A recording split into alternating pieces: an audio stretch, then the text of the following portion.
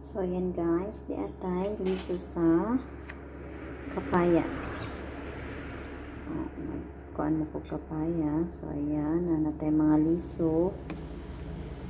Actually, ako ni siyang itanom. Kaya dakhan ko biya ni gamit ang kapayas sa atong health. So, uba na to, ang kanon lang is ang mismong kapayas jud. Ang iyang meat.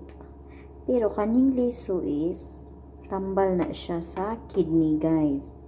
So, ato ra ng kanon, pait-pait jud ning liso, literal. Pero tambal na siya sa kidney. So, kagamit ang kapayas, no. Yan. Amo maningikuan ganiha, guys. Tatanam ni namo. Pero dako ni siya tabang para sa naay mga paminaw sa lawas. Dili lang kay ang dahon, hasta pud ay ang liso, tambal pud siya. So, yan. I hope nakashare ko sa inyo.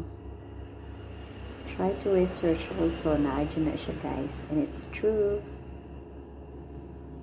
Papaya seeds.